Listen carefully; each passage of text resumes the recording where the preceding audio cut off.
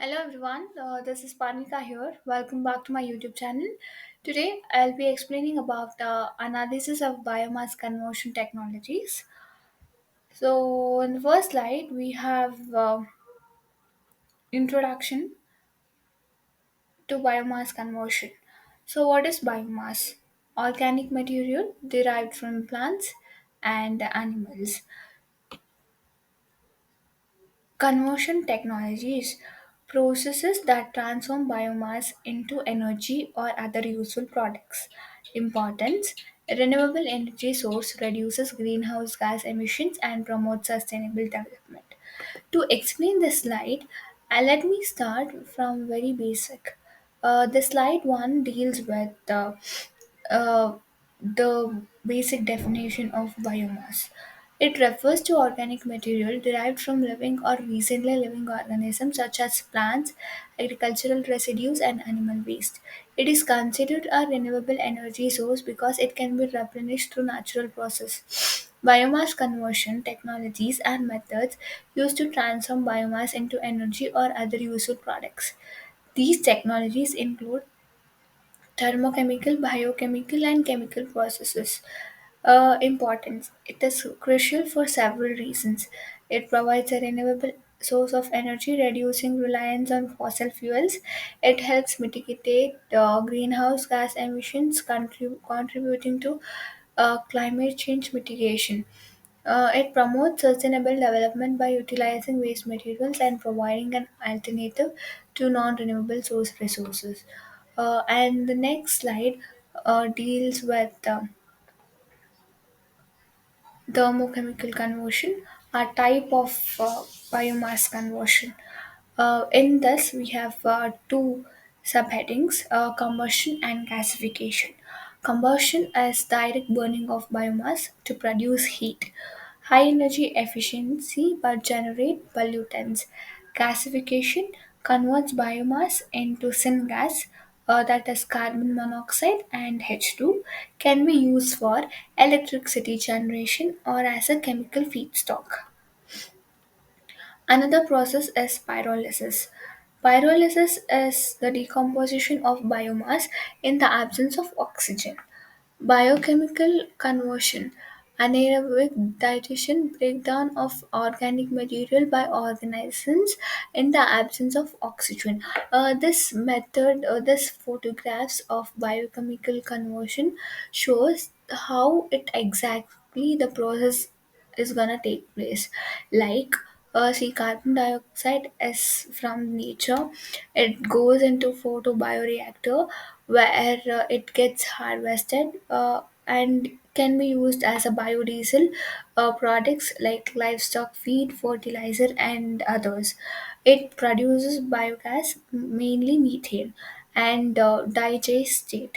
So fermentation will also be like that itself, but fermentation will take place by the activity of microorganisms.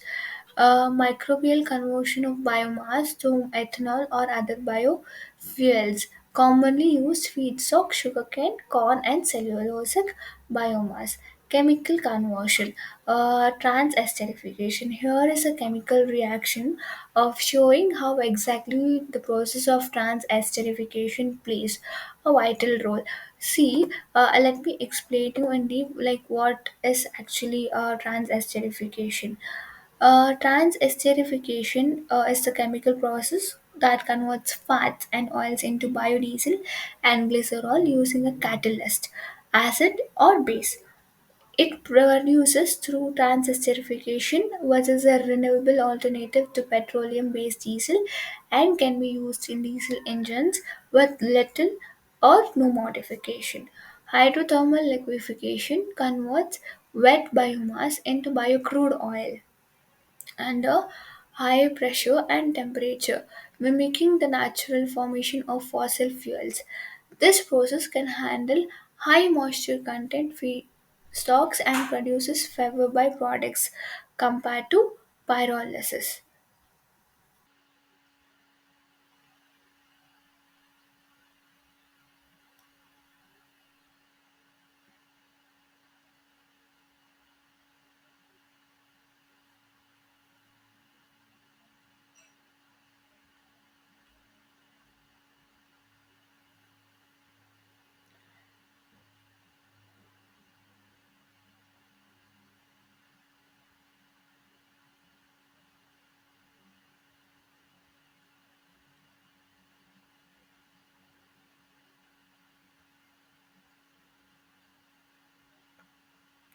So let's discuss about comparative analysis.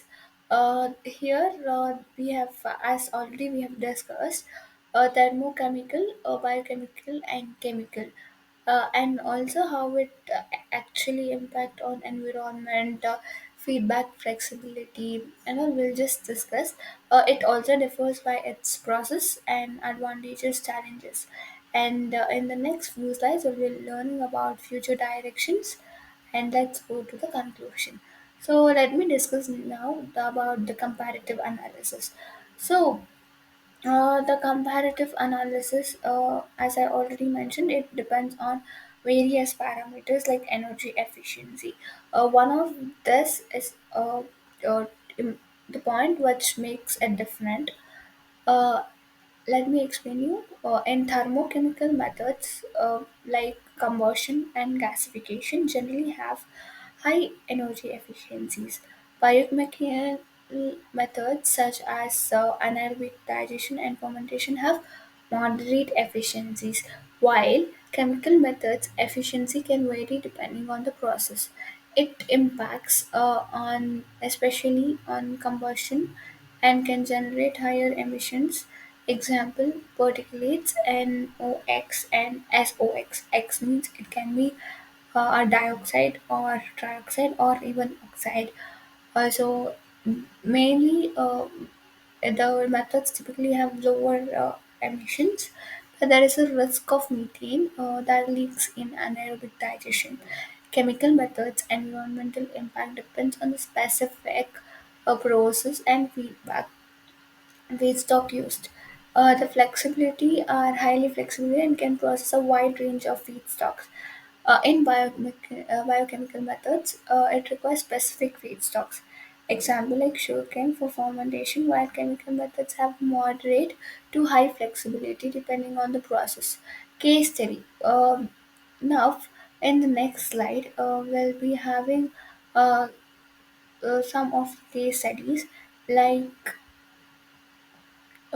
it will basically uh, about how actually the process is about, like feedstock preparation, enzymatic hydrolysis, fermentation, distillation, and purification. It is actually uh, where feedstock preparation involves uh, the biomass is processed into a suitable form for conversion by cleaning. Enzymatic hydrolysis is where enzymes break down cellulose into fermentable sugars. Fermentation is that it converts sugars into ethanol. Distillation and purification, it is separated from the fermentation mixture and purified. Advantages, there are n number of advantages associated with this. Renewable and biodegradable reduces dependency on fossil fuels. The challenges are that though the advantages are pretty good, but the challenges here is a kind of a difficult problem, that is while using all these methods needs high production cost and competition with food crops for feedstock. So it might be a very challenging activity. And let us discuss about future directions. Future directions are research and development. Ongoing research aims to improve catalysts and enzymes for higher efficiency and develop new feedstocks like algae. Advancing these technologies can reduce costs and increase yields. Policy and incentives.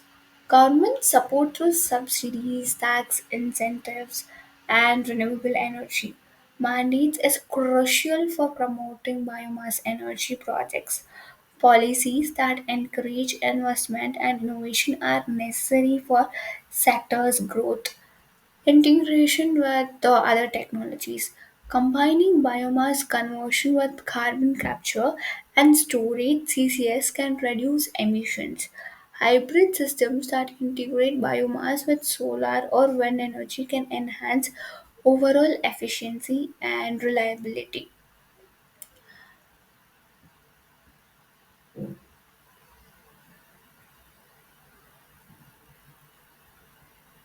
This is the exact picture of how the UAV collected a multiple overlapping high resolution aerial images of mangroves, and how it is a 3D point cloud and orthomosic were uh, generated from the imaginary using structure from motion photogrammetry. And this the AGP measurements and chemical analysis of the trees were used to evaluate model estimates of tree AGP and carbon. So these are all some internal activities that are being processed to check whether the biomass is exactly converting, and these are all some of the process that is involved in biomass conversions. So the conclusion, it offers diverse methods to produce renewable energy and products. Each technology has its own advantages and challenges to face. Continued innovation and policy support are crucial for the advancement and adoption of these technologies. Uh, Thank you. If you like the video, please like, share, and subscribe. Tata, bye bye.